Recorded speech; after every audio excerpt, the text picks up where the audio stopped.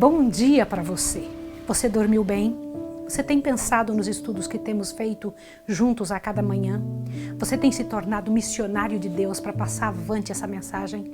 A prova de que realmente fomos tocados pelo poder de Deus é a mudança de vida e o desejo que outros conheçam a verdade que acabamos de descobrir.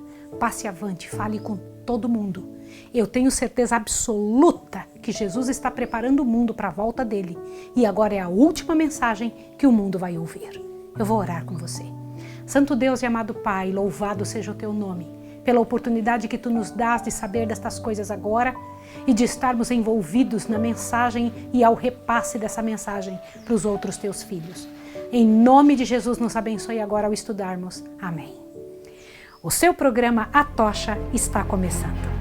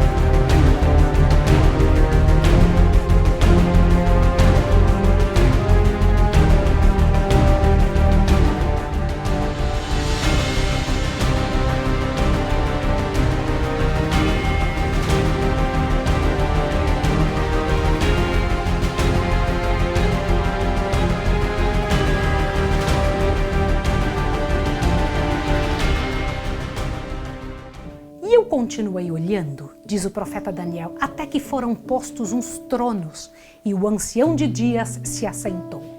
E seu vestido era branco como a neve, e o cabelo de sua cabeça como a limpa lã, e o seu trono chamas de fogo e rodas de fogo ardente.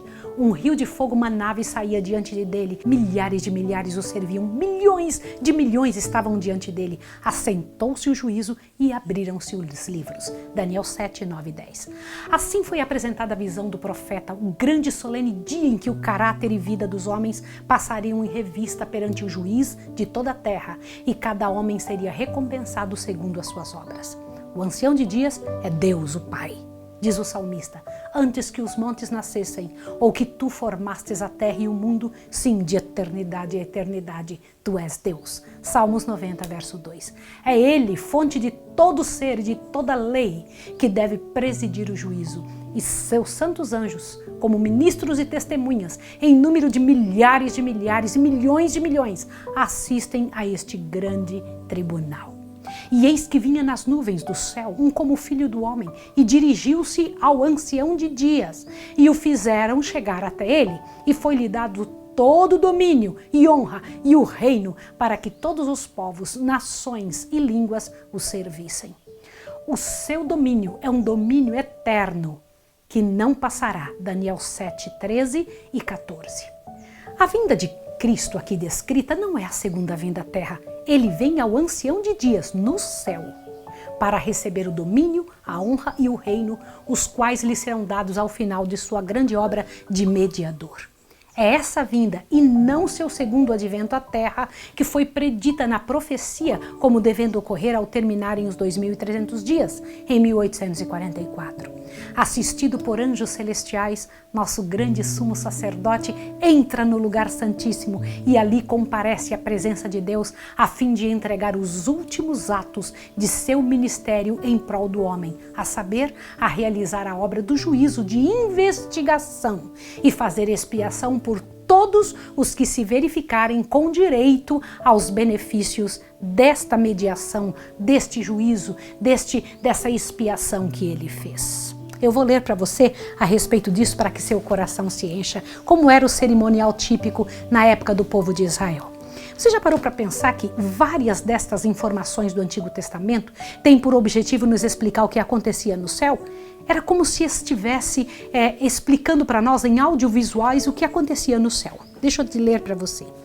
No cerimonial típico, somente os que tinham vindo perante Deus em confissão e arrependimento, e cujos pecados, por meio do sangue da oferta para o pecado, eram transferidos para o santuário, é que tinham parte na cerimônia do dia da expiação. Você se lembra disso? Se você não sabe do que eu estou falando, volte a estudos anteriores. Você precisa compreender essa parte tão importante. As pessoas que iam na frente do santuário, levar ali um cordeiro, só tinham seu pecado resolvido quando era transferido de si mesmo o seu pecado para o cordeiro e do cordeiro para o santuário. Você tem que pensar sobre isso. Deixa eu continuar aqui. Olhe bem. Assim, no grande dia da expiação final e do juízo investigativo, os únicos casos a serem considerados são os do povo professo de Deus. O julgamento dos ímpios constitui obra distinta e separada e ocorre em ocasião posterior. É tempo que comece o julgamento pela casa de Deus.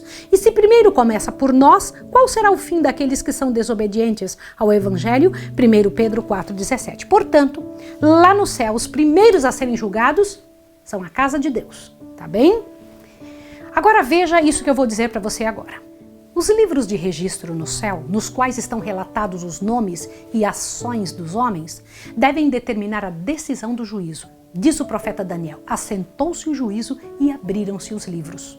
O escritor de Apocalipse, descrevendo a mesma cena, acrescenta: abriu-se outro livro, que é o da vida, e os mortos foram julgados pelas coisas que estavam escritas nos livros, segundo as suas obras. Isso está em Apocalipse 20, verso 12. O livro da vida contém os nomes de todos os que já entraram para o serviço de Deus. Jesus ordenou aos seus discípulos: alegrai-vos antes por estarem os vossos nomes escritos nos céus. Isso está em Lucas 10, verso 20. Paulo fala de seus fiéis cooperadores, cujos nomes estão nos livros da vida, Filipenses 4:3. Daniel, olhando através dos séculos para um tempo de angústia qual nunca houve, declara que se livrará o povo de Deus, todo aquele que se achar inscrito aonde? No livro. E João, no Apocalipse, diz que apenas entrarão na cidade de Deus aqueles cujos nomes estão escritos no livro da vida do Cordeiro, Daniel 12:1 e Apocalipse 21:27. Há um memorial escrito diante de Deus, no qual estão registradas as boas ações dos que temem ao Senhor e para os que se lembram do seu nome. Isso está em Malaquias 3:16. Suas palavras de fé, seus atos de amor, acham-se registrados no céu. E Neemias a isso se refere quando diz: Deus meu, lembra-te de mim e não risques as beneficências que eu fiz à casa de meu Deus. Neemias 13:4. Ele sabia de um livro que ele pede para não riscar o que ele tinha feito. No livro Memorial de Deus, toda ação de justiça se acha imortalizada. Ali, toda tentação resistida, todo mal vencido, toda palavra de terna compaixão que se proferir, acham-se fielmente historiados. E todo ato de sacrifício, todo sofrimento e tristeza suportado por amor de Cristo encontra-se registrado. Diz o salmista: tu contastes as minhas vagueações, põe as minhas lágrimas no teu odre. Não estão elas todas no teu livro? Salmo 56, verso 8. Eu acho lindo esse verso. Há também um relatório dos pecados dos homens, com certeza absoluta, porque Deus há de trazer a juízo toda a obra, até tudo que está encoberto, quer seja bom, quer seja mau. De toda palavra ociosa que os homens disserem, hão de dar conta no dia do juízo, disse o Salvador. Por tuas palavras serás julgado, e por tuas palavras serás condenado. Eclesiastes 12:14 e Mateus 12:36 e 37. Os propósitos e intuitos secretos aparecem no infalível registro, pois Deus trará à luz as coisas ocultas das trevas e manifestará os desígnios do coração. 1 Coríntios 4:5. Eis que está escrito diante de mim, diz o Senhor, as vossas iniquidades e juntamente as iniquidades de vossos pais, diz o Senhor. Isaías 65:6 e 7. A obra de cada homem passa em revista perante Deus e é registrada pela sua fidelidade ou infidelidade. Ao lado de cada nome nos livros do céu estão escritos com terrível exatidão toda má palavra, todo ato egoísta, todo dever não cumprido, todo pecado secreto, juntamente com toda artificiosa hipocrisia. Imaginem isso, irmãos, nada passa desapercebido a Deus. Advertências ou admoestações enviadas pelo céu e que foram negligenciadas, momentos desperdiçados, oportunidades não aproveitadas, influência exercida para o bem ou para o mal, juntamente os seus resultados de vasto alcance. Tudo é historiado pelo anjo relator. Tudo. Quando fala tudo, é tudo mesmo, irmãos. Isso tem me feito pensar demais e é preciso que nós tomemos consciência disso. Observe agora a comunicação que Deus faz a respeito disso, sobre a lei de Deus. Observe isso aqui. A lei de Deus é a norma pela qual o caráter e vida dos homens serão aferidos no juízo. Diz o sábio: teme a Deus e guarda os seus mandamentos, porque esse é o dever de todo homem, porque Deus há de trazer a juízo toda obra. O apóstolo Tiago admoesta seus irmãos: assim falai e assim procedei, como devendo ser julgados pela lei da liberdade. Tiago 2:12. Isso tem me feito pensar. Os que no juízo forem havidos por dignos, terão parte na ressurreição dos justos. Você sabia que tem ressurreição dos justos e ressurreição dos injustos? Presta atenção nisso aqui, disse Jesus. Os que forem havidos por dignos de alcançar o mundo vindouro e a ressurreição dos mortos são iguais aos anjos e são filhos de Deus, sendo filhos da ressurreição. Lucas 20, 35 e 36. E novamente ele declara que os que fizeram o bem sairão para a ressurreição da vida. São João 5, 29. Os justos mortos não ressuscitarão senão depois do juízo, no qual são havidos por dignos da ressurreição da vida.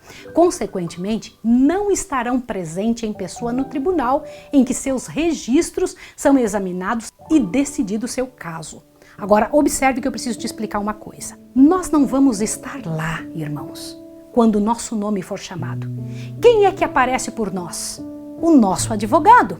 Quando o nosso nome é chamado, Jesus se apresenta. Aqui estou eu, Pai. O teu nome, quando o teu nome for chamado, é Jesus quem aparece quando o seu nome é chamado. Por quê? Porque você o aceitou como seu salvador pessoal.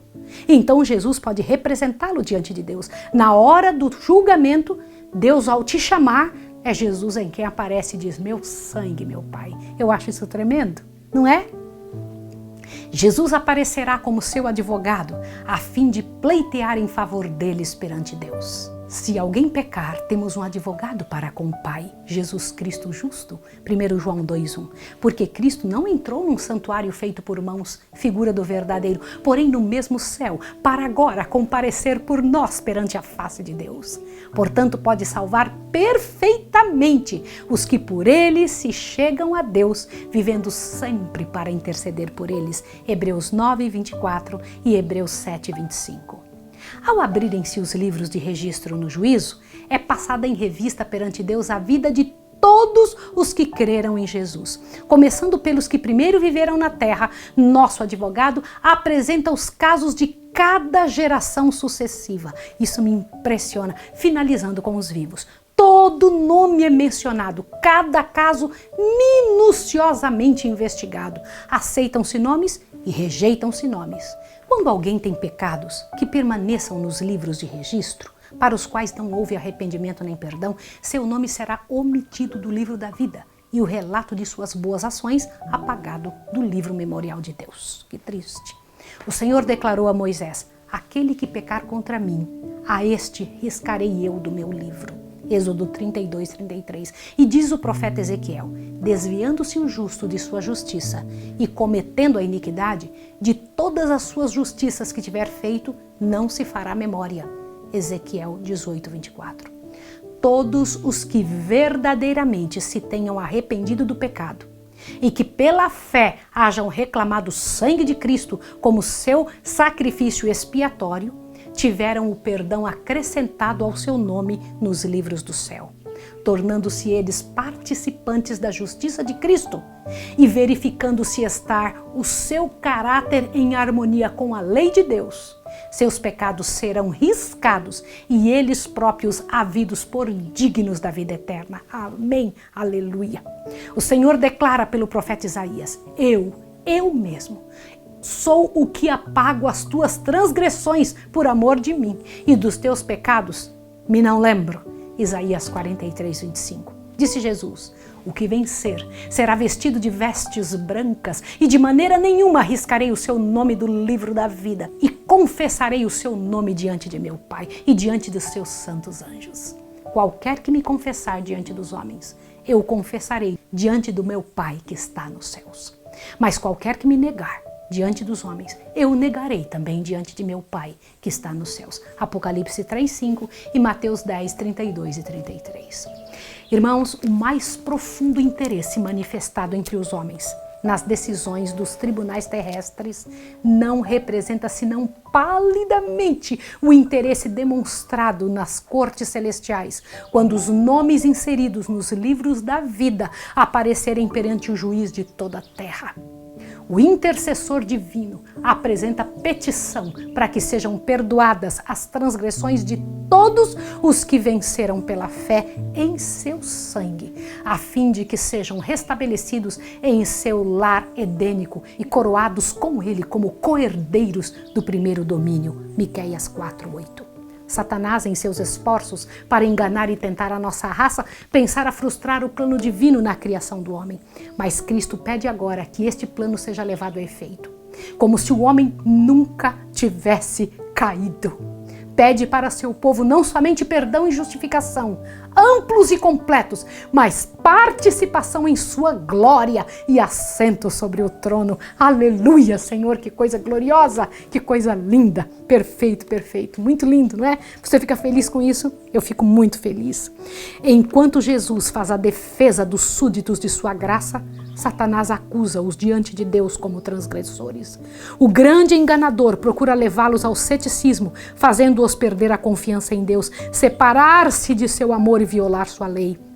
Agora aponta para o relatório de sua vida, para os defeitos de caráter e dessemelhança com Cristo que desonram o seu Redentor, para todos os pecados que ele tentou acometer e por causa disso os reclama como súditos seus. Imagina isso? Enquanto Jesus tentando nos livrar, Satanás tentando nos acusar, apontando os erros que cometemos.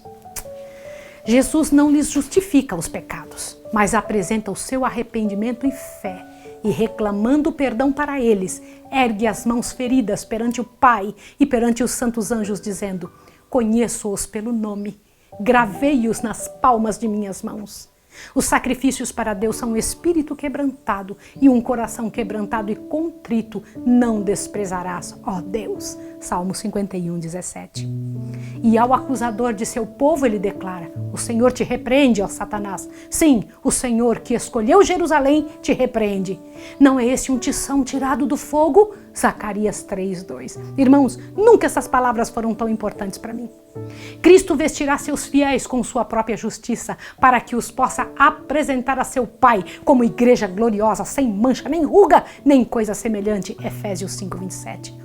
Seus nomes permanecem registrados no livro da vida e está escrito com relação a eles: comigo andarão de branco, porquanto são dignos disso. Apocalipse 3:4. Assim se realizará o cumprimento total da promessa do novo concerto. Qual foi essa promessa? Ouça agora e encha seu coração. Porque lhes perdoarei a sua maldade e nunca mais me lembrarei dos seus pecados. Naqueles dias e naquele tempo, diz o Senhor, buscar-se-me-á a maldade de Israel e não será achada, e os pecados de Judá, mas não se acharão. Jeremias 31:34, Jeremias 50:20. Naquele dia, o renovo do Senhor será cheio de beleza e de glória, e o fruto da terra excelente e formoso para os que escaparem de Israel. E será que aquele que ficar em Sião e o que permanecer em Jerusalém será chamado santo. Todo aquele que estiver inscrito entre os vivos em Jerusalém. Isaías 4, verso 2 e 3. Que o Senhor nos ache como vivos, não é? Não é grandioso isso? A obra do juízo investigativo e a extinção dos pecados deve efetuar-se antes do segundo advento de Cristo. Visto que os mortos são julgados pelas coisas escritas nos livros, é impossível que os pecados dos homens sejam cancelados antes de concluído o juízo, em que seu caso deve ser investigado. Por isso, juízo investigativo. Mas o apóstolo Pedro declara expressamente que os pecados dos crentes serão apagados quando vierem os tempos do refrigério pela presença do Senhor. E ele enviará Jesus, Atos 3, 19 e 20. quando se encerrar o juízo de investigação. Por que investigação? Estão investigando nos livros. Cristo virá e seu galardão estará com ele para dar a cada um segundo for a sua obra. No culto típico, o sumo sacerdote, havendo feito expiação por Israel, saía e abençoava a congregação. Assim Cristo, no final de sua obra de mediador, aparecerá sem pecado para a salvação, Hebreus 9:28, a fim de abençoar com a vida eterna seu povo que o espera. Aleluia! Como o sacerdote, ao remover do santuário os pecados, confessava-os sobre a cabeça do bode emissário, semelhantemente Cristo porá todos esses pecados sobre Satanás, o originador e instigador do pecado. O bode emissário, você se lembra? Nós estudamos isso nas vezes passadas, é importante você lembrar. Se você não estudou, se você não viu essa parte, volte atrás, tá? O bode emissário, levando os pecados de Israel, será enviado à terra solitária. Levítico 16:22. De igual modo, Satanás, levando a culpa de todos os pecados que induziu o povo de Deus a cometer, estará durante 1000 anos circunscrito à terra, que então se achará desolada, sem moradores, e ele sofrerá finalmente a pena completa dos pecados nos fogos que destruirão todos os ímpios. Assim, o grande plano da redenção atingirá seu cumprimento na extirpação total e final dos pecados e no livramento de todos os que estiverem dispostos a renunciar ao mal. No tempo indicado para o juízo, final dos 2.300 dias, em 1844, iniciou-se a obra de investigação e apagamento dos pecados. Todos os que já professaram o nome de Cristo serão submetidos àquele exame minucioso. Tanto os vivos como os mortos devem ser julgados pelas coisas escritas nos livros, segundo as suas obras. Não esquece essa parte, tá bom? Mas pecados de que não houve arrependimento e que não foram abandonados não serão perdoados nem apagados dos livros de registro, mas ali permanecerão para testificar contra o pecador no dia de Deus. Ele pode ter cometido más ações à luz do dia ou nas trevas da noite, elas, porém, estavam patentes e manifestadas àquele com quem temos que nos haver. Anjos de Deus testemunharam cada pecado, registrando-os nos relatórios infalíveis. O pecado pode ser escondido, negado, encoberto ao pai, à mãe, à esposa, aos filhos e aos companheiros. Ninguém, a não ser os seus autores culpados, poderão saber, né? Agora, ninguém poderá alimentar a mínima suspeita da falta. Ela, porém, jaz descoberta perante os seres celestiais. As trevas da noite mais escura, os segredos de todas as artes enganadoras, não são suficientes para velar o conhecimento do Eterno a um pensamento que seja. A um só pensamento de uma pessoa. Deus tem um relatório exato de toda conta injusta, de todo negócio desonesto. Não se deixa enganar pela aparência de piedade. Não comete erros em sua apreciação do caráter. Os homens podem ser enganados pelos que são de coração corrupto, mas Deus penetra todos os disfarces e lê a vida íntima. É assim que Deus faz, ele vai no fundo da alma. Quão solene é esta consideração! Dia após dia, que passa para a eternidade, traz a sua enorme porção de relatos para os livros dos céus. Palavras uma vez faladas e ações uma vez praticadas nunca mais se podem retirar. Os anjos têm registrado tanto as boas como as más. Nem o mais poderoso guerreiro pode revogar a relação dos acontecimentos de um único dia sequer. Nossos atos, palavras e mesmo os nossos intuitos mais secretos, tudo tem o seu peso ao decidir se nosso destino para a felicidade ou para a desdita. Ainda que esquecidos por nós, darão seu testemunho para justificar ou condenar. Às vezes podemos até ter esquecido alguma coisa, mas lá no céu não tem como esquecer. Deixa eu lhe mostrar mais um detalhe. Preciso que você veja isso aqui agora, para que você possa compreender a seriedade destas palavras. Olha só. Assim como nos traços da fisionomia são reproduzidos com precisão infalível sobre a polida chapa fotográfica, assim o caráter é fielmente delineado nos livros do céu. Todavia, quão pouca solicitude é experimentada com referência àquele registro que deve ser posto sobre o olhar dos seres celestiais. Se fosse possível, afastar o véu que separa o mundo visível do invisível e os filhos dos homens contemplassem um anjo registrando toda a palavra e ação que eles deverão novamente encontrar no juízo, quantas palavras que diariamente se proferem ficariam sem ser faladas e quantas ações sem serem praticadas. Ah, se nossos olhos vissem que de tudo que falamos e fazemos teremos que dar conta. No juízo será examinado o uso feito de cada talento. Como empregamos nós o capital que nos foi oferecido pelo céu? Receberá o Senhor a sua vinha, aquilo que é seu, com juros? Empregamos nós as faculdades que nos foram confiadas nas mãos, no coração e no cérebro para a glória de Deus e bênção do mundo? Como usamos nosso tempo, nossa pena, nossa voz, nosso dinheiro, nossa influência? Que fizemos por Cristo na pessoa dos pobres, dos aflitos, na pessoa dos órfãos, das viúvas? Deus nos fez depositários de sua santa palavra. Que fizemos com a luz e a verdade que se nos deram para tornar os homens sábios para a salvação? Nenhum valor existe na mera profissão de fé em Cristo. Unicamente o amor que se revela pelas obras é considerado genuíno. Contudo, é unicamente o amor que, à vista do céu, torna de valor qualquer ato. O que quer que seja feito por amor, seja embora pequenino na apreciação dos homens, é aceito e recompensado por Deus. O oculto egoísmo humano permanece manifesto nos livros dos céus. Existe o relato de deveres não cumpridos para com semelhantes, do esquecimento dos preceitos do Salvador. Ali verão quantas vezes foram cedidos a Satanás o tempo, o pensamento, a força, os quais pertenciam a Cristo. Triste é o relato que os anjos levam para o céu. Seres inteligentes, seguidores, professos de Cristo, estão absortos na aquisição de posses mundanas ou de gozo de prazeres terrenos. Dinheiro, tempo e força são sacrificados na ostentação e condescendência próprias. Poucos, porém, são os momentos dedicados à prece, ao exame das Escrituras, à humilhação da alma e à confissão de cada pecado cometido. Satanás concede inúmeros planos para nos ocupar a mente. Você sabia disso? Ele fica correndo, tentando fazer coisas para que ela não se detenha no próprio trabalho com que deveremos estar mais bem familiarizados. O arqui-enganador odeia as grandes verdades que apresentam um sacrifício expiatório e um todo-poderoso mediador. Isso é muito sério.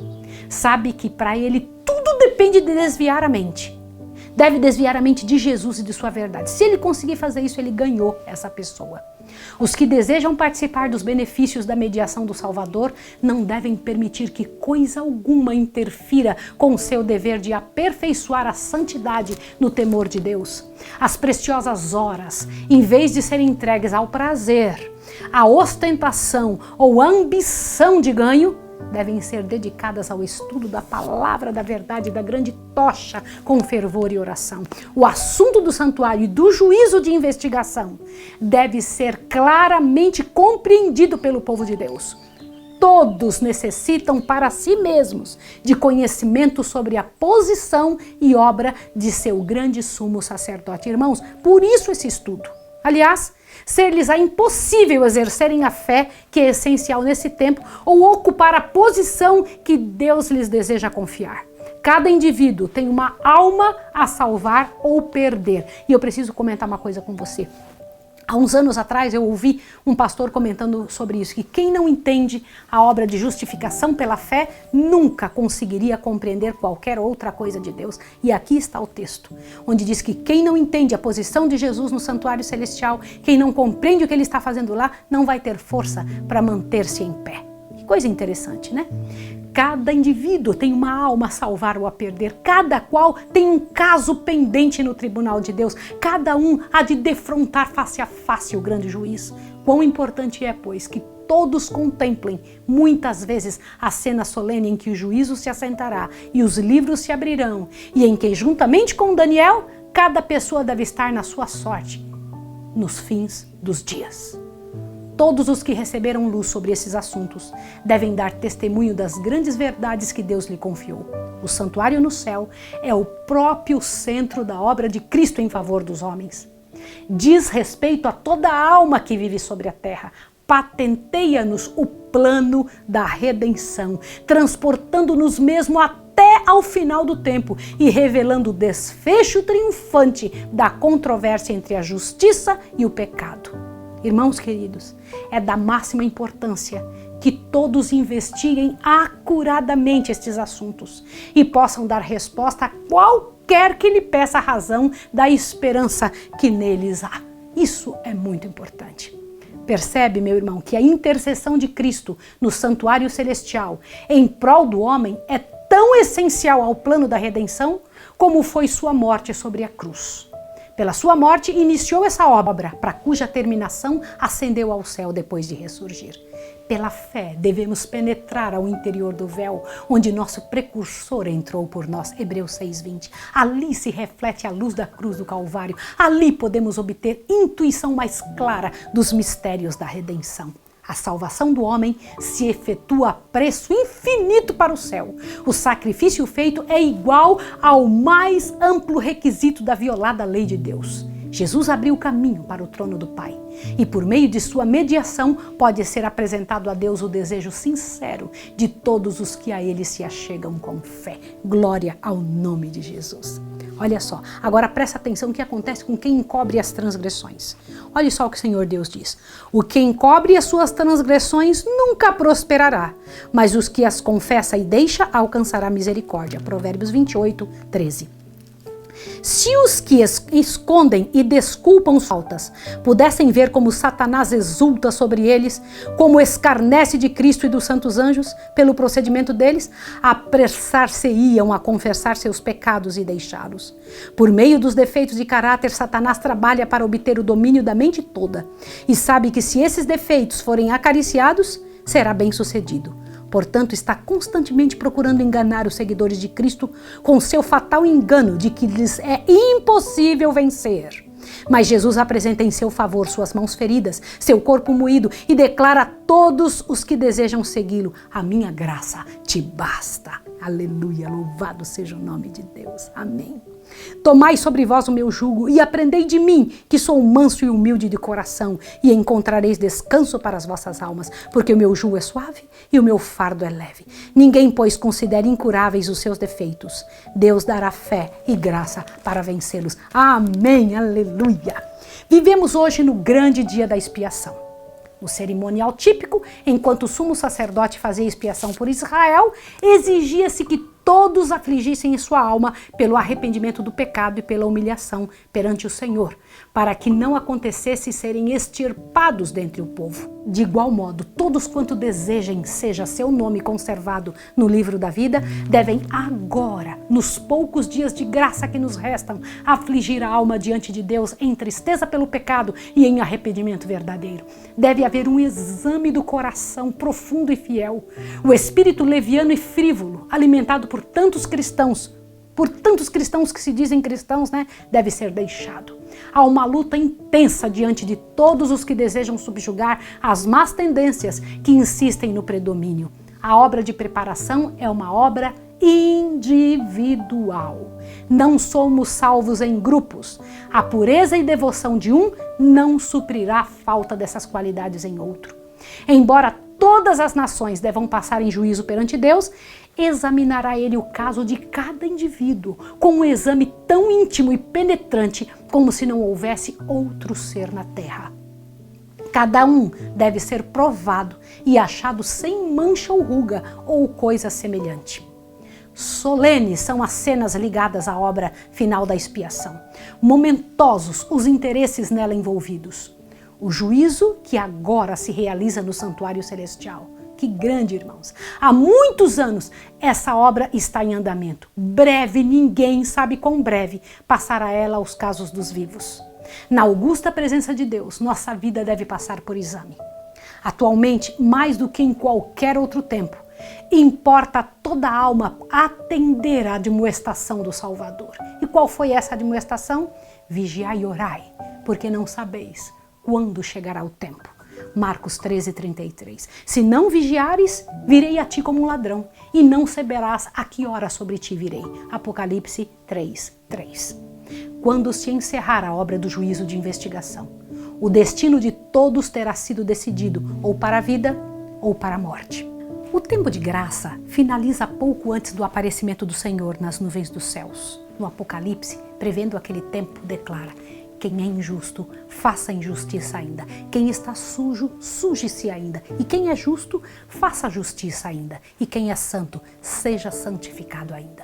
E eis que cedo venho, e o meu galardão está comigo para dar a cada um segundo a sua obra. Apocalipse 22:11 e 12. Os justos e os ímpios estarão ainda a viver sobre a terra em seu estado mortal.